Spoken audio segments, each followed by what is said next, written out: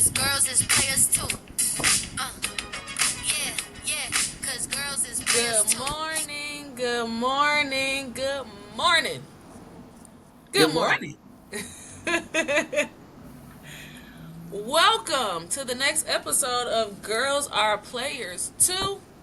I am the daughter, And I'm the mom.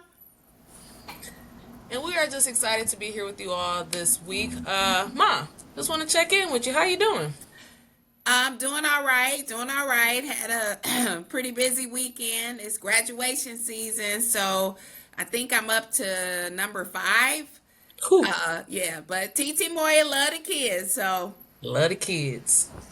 Yeah, and with hearing about your weekend and all things that you're involved in, it's the weekend recap for Girls Are Players 2. Let's get into it. So, when we had our last episode, the NBA Finals were just kicking off. No one had played. The slate was 0-0. Well, as of last night, the series is now 1-1. Shifting back to Indiana. What are your feelings and thoughts of the last 2 games that have been played? well, game 1 was just absolute heartbreak. I'm definitely rooting for OKC, and the Pacers stole game 1. And because OKC played, I mean, they were up the entire game until Absolutely. Tyrese Halliburton hit a last second shot, basically with point 0.3 seconds on the clock to finish Hmm. the game. And they ended up losing in Oklahoma, which is like crazy. All the odds were in favor of OKC. So shout out to whoever bet in favor of the Pacers because they probably won some money that night. I did not. I actually did a little prize pick, and I'm not the gambling type because I lose my money, and I did exactly that. Lost my money. So you talk about seeing a game where you're like, oh, this is a for sure win. They lose, and I lost my money. Oh, So you still sick too. yeah, I'm sick. But then like you move to game 2, similar game. Very similar game. OKC up 20 points, and it's just like, you know, do they have it? Like this is in the bag. And it's like, no, it's not because it's like the Pacers plays into that. Like, oh, we're down 20. Okay, now it's time for us to figure it out. Well, Well, Shea Gilgis Alexander is absolutely balling. So mhm. I know game 1, between game 1 and game 2, I think he's put up 70 some points in Yep. both games combined. Tyrese Halliburton, it's so funny how quickly the media can turn because after game 1, oh, he should be in the top 10 of best players in the league. And oh, he's such a clutch player. After game 2, oh, see, this is why he's not a superstar. And it's like, come on. Like, so, but Shea Gilgis Alexander is a bona fide superstar. I mean, he is showing that why he was the league MVP. And even though the series moves to Indiana on Wednesday, I just believe they figured it out. I really do. But, it's all about adjustments in the playoffs. So, Yeah, it's all about adjustments, and hopefully, I didn't see the TV ratings for game 2 because I know the ratings for game 1 were abysmal. yes, yes. And we talked about that it could be because these are two small market teams. And, when you don't have LA or New York in the finals, well, New York ain't been in the finals for a while and still not.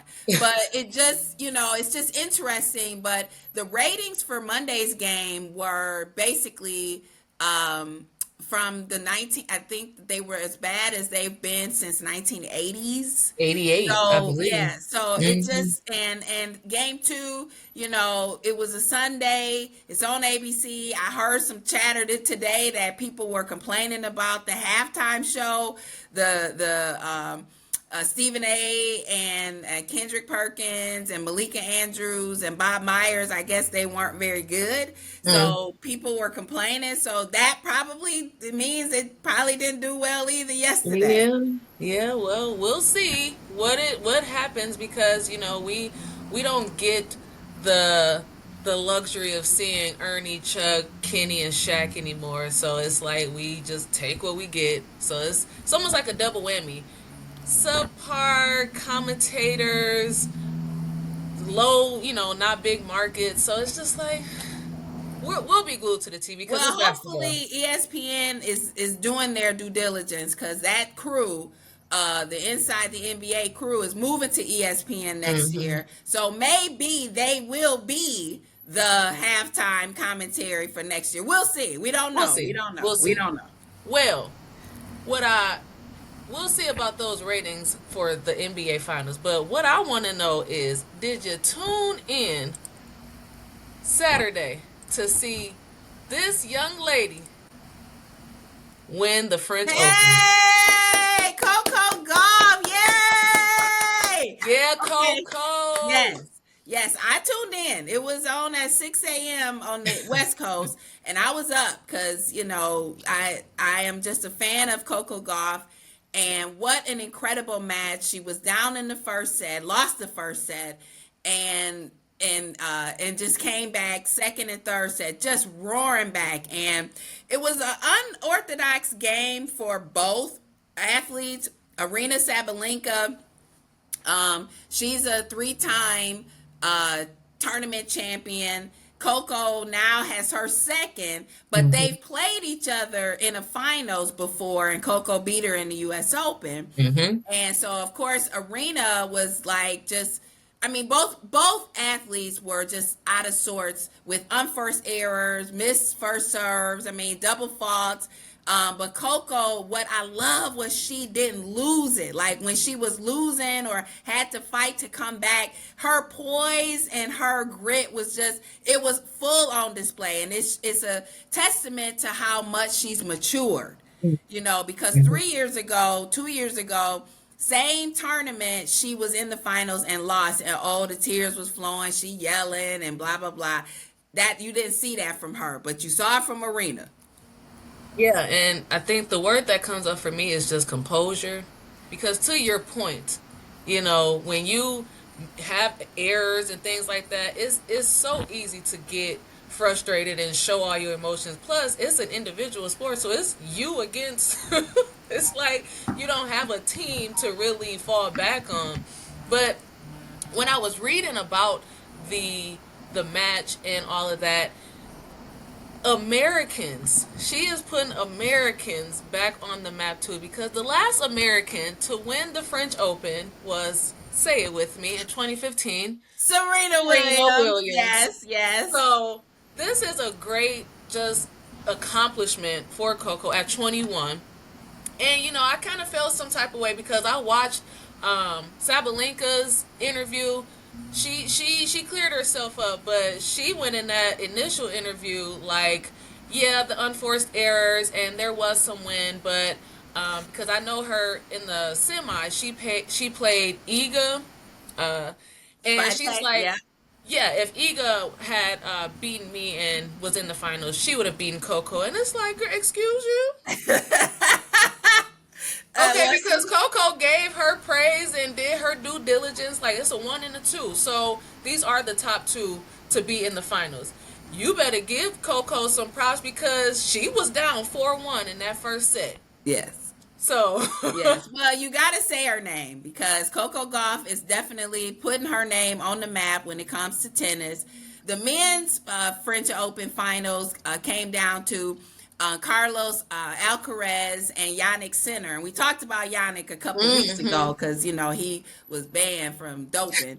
But yet he was able to play. But, it's just whatever. But Carlos was down also and end up fighting, storming back. And the French Open used to be Rafa's. That was yeah, Rafa Nadal's. That was his tournament, his championships.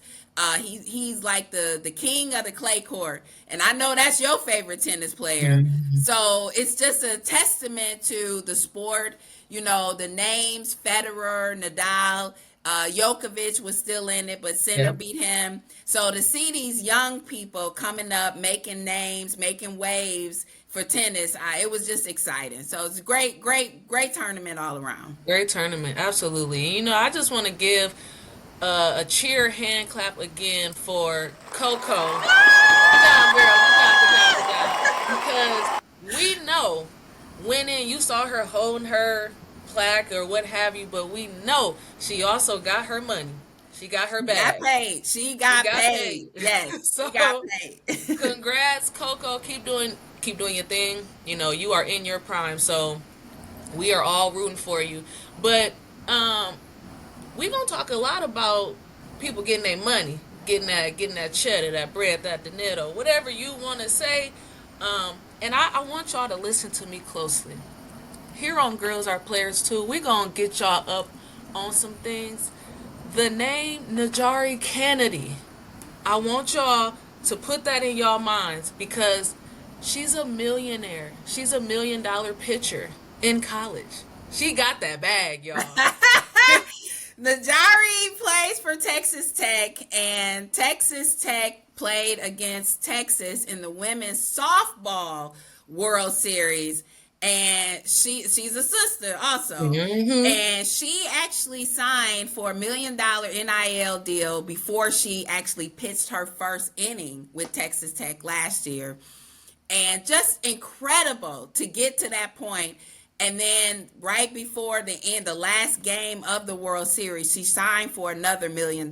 So now we talking Get your money. softball. Softball. We don't Get your hear a money. lot about softball. But Mm-mm. for someone to command that much interest and that much money, she got to be good. She has She to be throwing good. rockets. She just, I know her arm because I mean, you talk about putting up shots consecutively, consistently. I read something that prior to the last game of the World Series, she had pitched like 680 consecutive pitches. Like, is her arm numb? Does she need medical attention? Because my goodness, that I can't even imagine that um in any sport. Like just and so she solidified herself, her name, her likeness, her everything, and got her paper. But they And rode but her. They yeah, rode her. That was the problem. I mean, she pitched 3 consecutive games because it's like they knew they need her. She's the best they have. She also bats, so she's a two-way player. hmm But she got rocked in that last game, so it was like you're like, oh no, like, yeah, and so they had to pull her because I mean they hit like 4 or 5 in a row, yeah, and so you just as a softball player, a pitcher, this is the scene that we don't like. We don't like that when they have there to it look goes. right there it is, and unfortunately they lost, but it put so much shine on softball because Texas won. This is their first championship ever. And when I looked at the championships over the years since 1982, there's only been 3 prominent teams to win. Yep, UCLA, Arizona, and Oklahoma, and I think Oklahoma had like 4 straight, last 5. Yeah, something like that. So to see new teams again, new flavor, new opportunities for women, it was, I didn't watch the game, but it was just real. I mean, I read about 5 6 different articles because I'm like, who is this Najari Kennedy? Like, I want to know more about her. But again, shout out to Texas for claiming their first women's World Series softball championship. So kudos. gonna get that hand clap, because baseball in general is not a sport that, in my mind, it's not enough action. It's too slow. And so to hear that, softball, you getting paid like this and you're performing. Like it's not like you got some money and now you like a dud. Like she actually is showing her stuff. And to see two different teams in the World Series is always what helps the sports just, people to actually watch it because you're not looking at the same team. Correct. I think it was Oklahoma that has won like the last 5. Yeah, So I mean, right. And you got again, like you different say, we teams. gotta some people are fans of dynasties. I'm not, Hmm. because it makes people feel like we have a chance. If you go into it and it's like they always win, and it's like, people won't tune in. But when Yeah. you know you have a chance, I'm so in love with that, for the sport. And again, we got to start paying attention to softball because she just re-signed, so she What's will her be back. nickname? What they call her? Niger. Nigel. All right. So Najari Kennedy, also known as Nigel, because we gonna be on nickname basis. Cause girl, we are proud of you, rooting for all softball. Congrats to Texas again. But you know, this episode is just gonna be filled with money, money, money, money. Because I heard the NCAA approved for athletes to get that paper.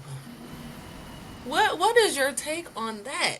Well, what they approved was, which is different from NIL technically, is that the schools can now pay the athletes. Mm-hmm. That was what has been the issue for since the dawn of college sports, is they weren't giving the athletes money. They pay for their room and board and travel and food and uniforms and all of Yep. that to participate as a representative of the sport, but now they're going to be paid employees of the school. And what's interesting about that is now the NIL deals have to be scrutinized, because now the student athletes can get money, but is there a limit to how much an athlete can actually make? Because that was what made college sports for me so much more appealing, was the amateur status. You had to play for something in order to get to Right. the next level. But what are you playing for? If you know you are the 15th player on a basketball team, with NIL, you were never ever getting what the star No. athlete was getting. No. But now, will it be the same? Will that pocket of money or pool of money be spread out over all the athletes? Mm-hmm.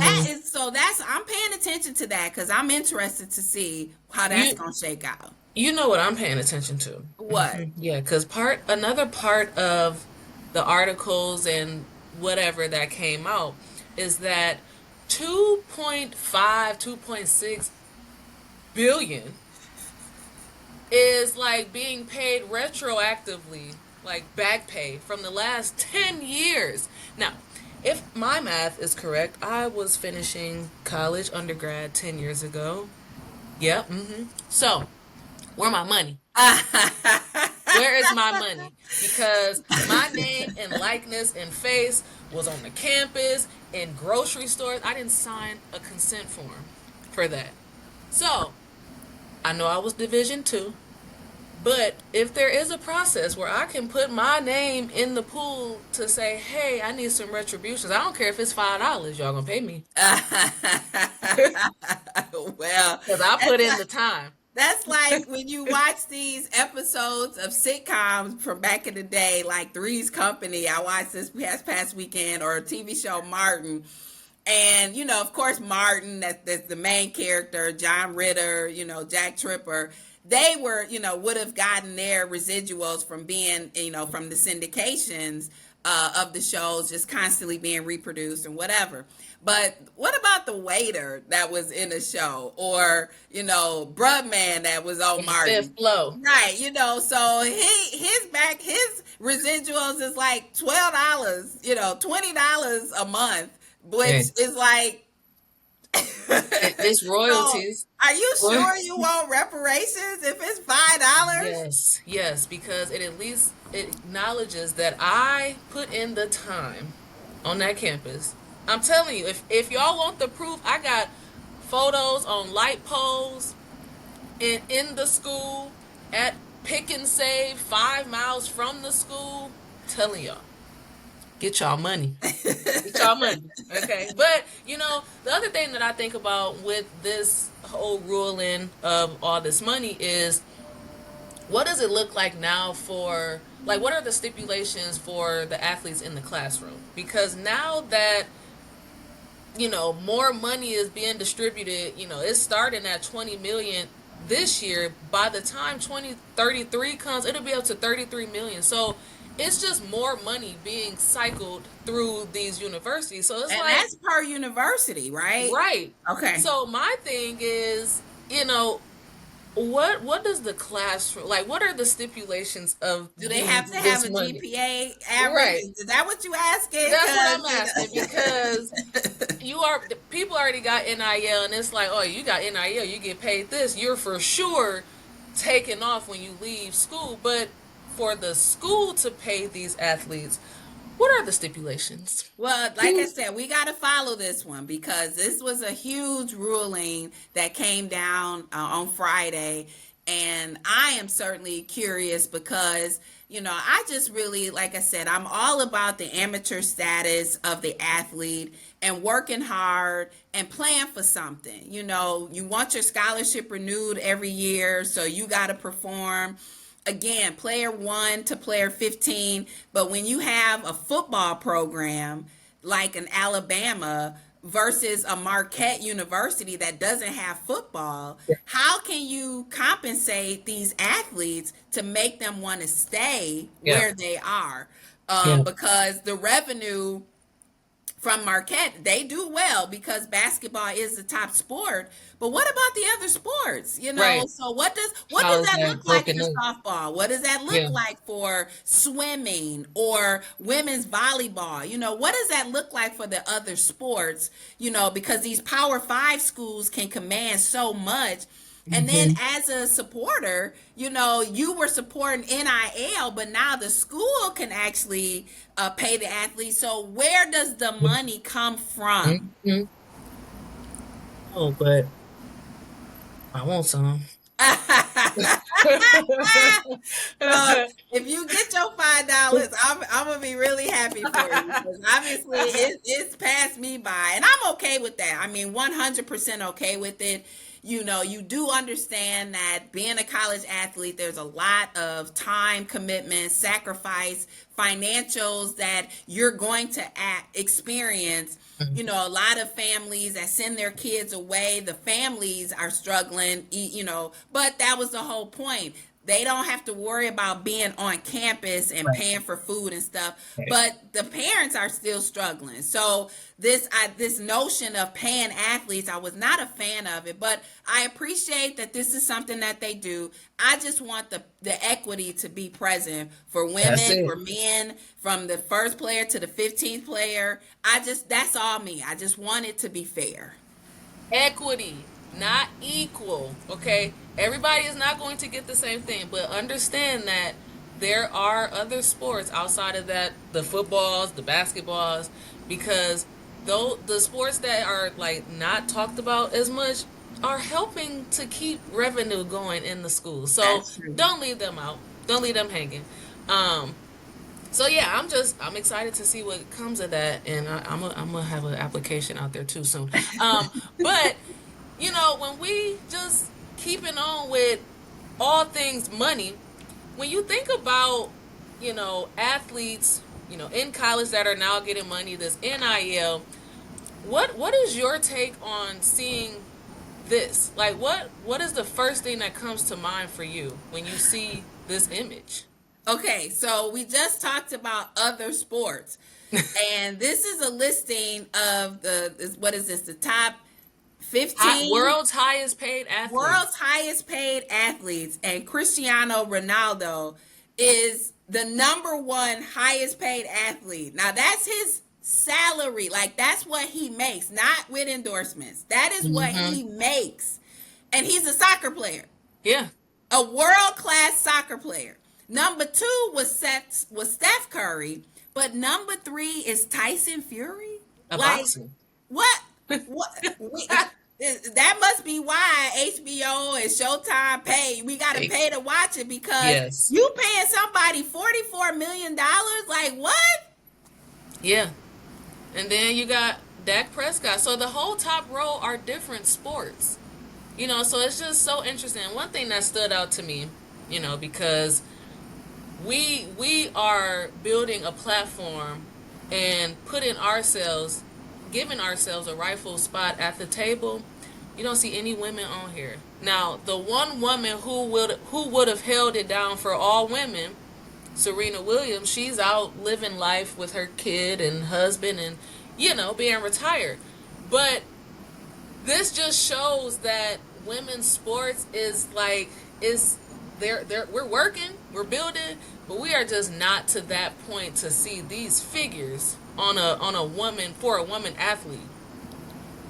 So it's kind of disheartening because it's just like, dang.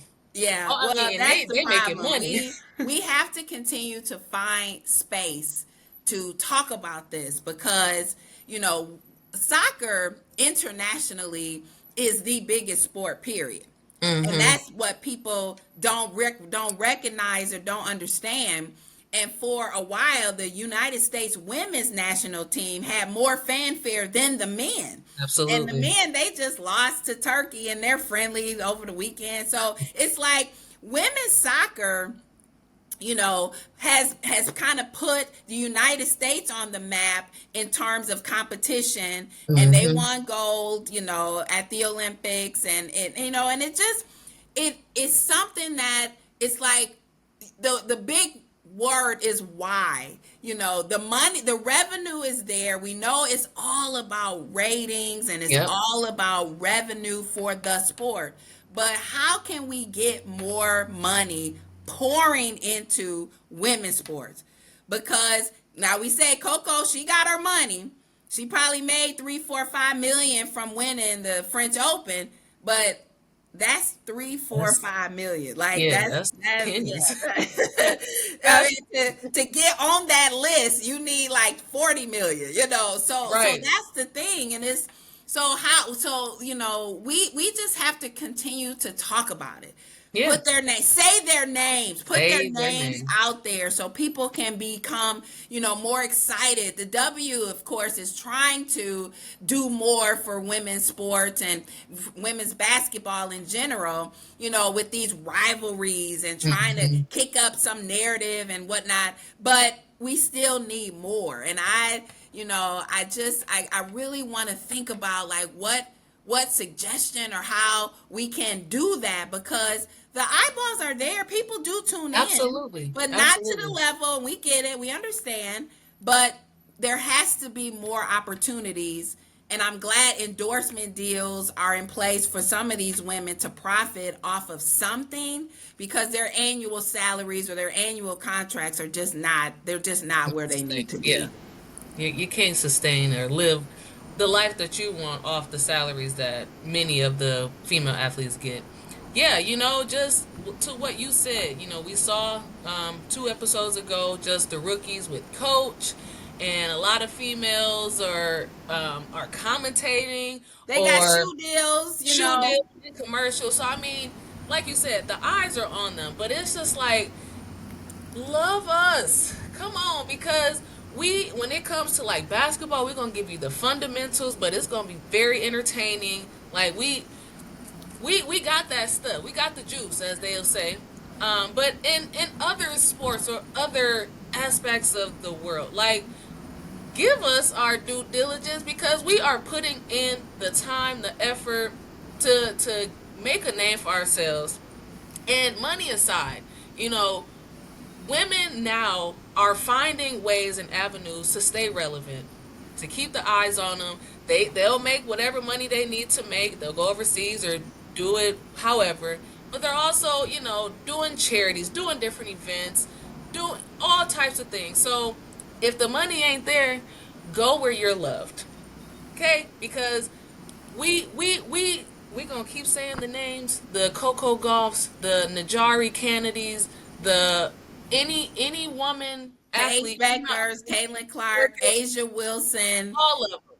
Shout There was I watched golf a couple weeks ago. Nelly Corda, she's a golfer. She didn't win her tournament. It was the women's U.S. Open. But she now that's another one, and her entire family is athletic. But She's making her name. She won. Mm-hmm. She won the Olympics in women's singles golf last year. But that's another one that say their names, and Say their name. I again, it's a sport that I don't watch a lot of, but I literally watch because I wanted to see can she Yeah. get it, and so we just have tried to create a platform. That's exactly what girls are players too. Girls are players too. Give us our due. Pay us. Give us our money. Like, come on. But Give me that. fans, audience, keep watching. Keep tuning in. The reason why rivalries are kicked up is because we want to keep your interest Yep. present. We want to keep it relevant for you. But we just love the fact that we have created space for us to talk about it. And the more eyeballs that watch us, hopefully they share these stories and we can just continue the dialogue. So I am so excited. Thank you to our audience for continuing to tune in.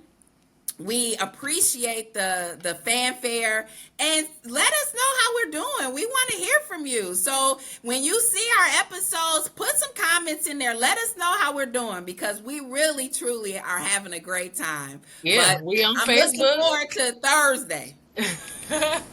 We'll see what Thursday brings, But like and subscribe on Facebook and YouTube. We're there. All right, we're just gonna keep bringing it to you. So with that, I'm the daughter. And I am the mom. Have a great day. Just wanna have a good night. Hold up, if you don't know, now you know.